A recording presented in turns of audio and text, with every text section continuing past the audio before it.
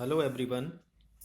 आज मैं इस वीडियो के माध्यम से आपको जो बेल्ट एंड पीके का सेकंड पार्ट था मॉक टेस्ट का वो करवाऊंगा। फर्स्ट पार्ट में मैंने कुछ क्वेश्चंस रखे थे बेल्ट एंड पीके के। चूंकि बहुत ज़्यादा सिलेबस होने की वजह से एक ही पार्ट में कंप्लीट करना पॉसिबल नहीं था, इसलिए इस पार्ट में मैंने कुछ और क्वेश्चंस लिए हैं बेल्ट एंड पीके के जो आपको स्टडी करवाएंगे आपके आने वाले एग्ज़ाम के लिए। ओके, जो भी ऑब्जेक्टिव क्वेश्चंस आएंगे एग्ज़ाम में उसके लिए आपकी तैयारी के लिए। ओके, तो आइए चलते हैं पार्ट 2 की तरफ। Okay, this is the question paper. This type of question paper can be appeared okay during the exam.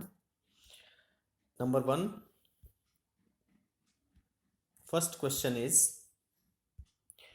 in welt and PK structure, the term fast back is applied to cloths in which stitching ends are not interwoven, stitching ends are interwoven, stitching ends are not required, stitching ends are at low tension। तो आपको बताना है कि कौन सा सही question है।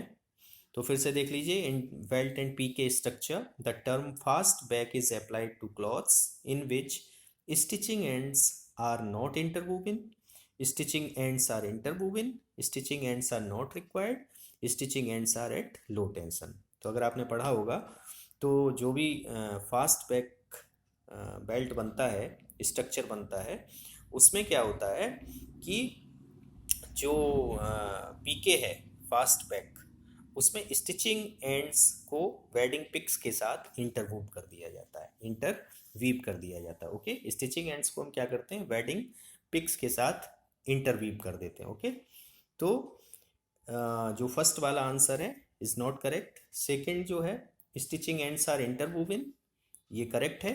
Means stitching ends are interwoven with the wadding picks. Okay, third वाला जो है stitching ends are not required, ये तो हो ही नहीं सकता। स्टिचिंग पीके एंड बेल्ट बनाने के लिए stitching ends will be required. Fourth one है stitching ends are at low tension, stitching ends कभी लो टेंशन पे होते नहीं है, इसलिए ये भी आंसर गलत है। ओके, तो आपका जो है सेकंड वाला आंसर है, that's the correct answer. Okay, अब सेकंड क्वेश्चन है: fast back belt produces more serviceable cloth, less serviceable cloth, cloth more liable to damage, cloth more liable to shrink। मतलब फर्स्ट हो गया कि more serviceable cloth, less serviceable cloth, cloth more liable to damage, cloth more liable to shrink. Okay, अब आपको यहाँ पे बताना है कि कौन सा करेक्ट आंसर है। तो आप देख लीजिए, fast back belt produces, fast back belt बनाने का पर्पज़ ये होता है कि उसमें जो स्टिचिंग एंड्स हैं वो इंटरवीव कर दिए जाते हैं बेडिंग पिक्स के साथ, जिससे होता क्या है कि फ्लोट लेंथ कम हो जाती है और जो क्लॉथ बनता है वो मोर सर्विसेबल होता है और लेस लाइकली टू डैमेज होता है। Okay, less liable to damage मतलब उसमें डैमेज होने की संभावनाएं कम हो जाती हैं। एक्सीडेंटल जो डैमेज हैं उनसे संभावनाएं कम हो जाती हैं। ठीक है, तो फर्स्ट वाला जो है fast back belt produces more serviceable cloth is the correct answer. Less serviceable cloth ये रॉन्ग आंसर है। Cloth more liable to damage, मैंने आपको पहले ही बताया कि cloth less liable to damage हो जाता है, इसलिए ये आंसर भी गलत है। Cloth more liable to shrink ये तो हो ही नहीं सकता, इसलिए first answer is the correct answer. Okay, अब थर्ड क्वेश्चन की तरफ चलते हैं। PK is a modification of bagged cloth, a modification of belt structure, a cloth where waved cords are not formed, a cloth where continuous horizontal cords are formed। Okay, तो पीके जैसा कि आपको पता है कि is a modification of bagged cloth, बिल्कुल नहीं है। सेकंड है ए modification of belt structure is the correct answer because belt is a modification of belt structure. ठीक है, यानी जो पीके है is a modification of belt structure, अगर हम बेल्ट स्ट्रक्चर को मॉडिफाई कर देते हैं तो पीके बन जाता है। थर्ड वन है a cloth where waved cords are not formed, PK में वेव्ड फॉर्म बनती हैं। पीके स्ट्रक्चर और बेल्ट स्ट्रक्चर में यही डिफरेंस है कि जो बेल्ट होता है उसमें कंटिन्यूस कॉर्ड लाइंस बनती हैं और पीके में वेव्ड फॉर्म में बनती है। Okay, this is the difference between belt and PK. तो थर्ड आंसर भी इनकरेक्ट है। A cloth where continuous horizontal cords are formed, ये बेल्ट में होता है, पीके में नहीं होता है, इसलिए fourth answer is also incorrect. Okay, अब चलते हैं नेक्स्ट क्वेश्चन की तरफ। तो this is the question, in belt design structure number of ends are usually kept.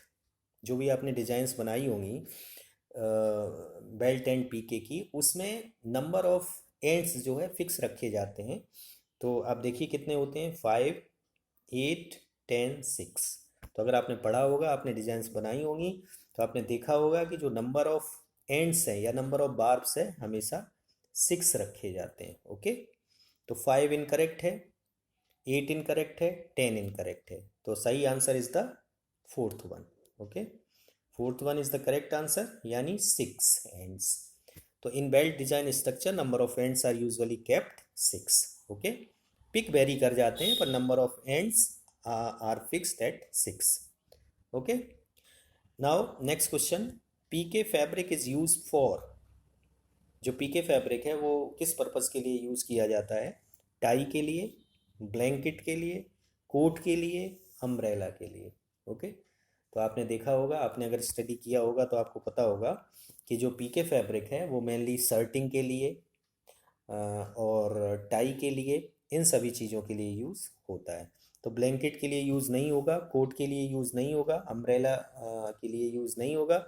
So first answer is the correct answer, यानी P fabric is use for tie. Okay, now move on to last question, the PK was earlier known as. PK को पहले क्या बोला जाता था, मतलब ये किस नाम से आया था पीके? तो आपको बता दूं कि पीके जो है उसका नाम है मार्सेला। मार्सेला।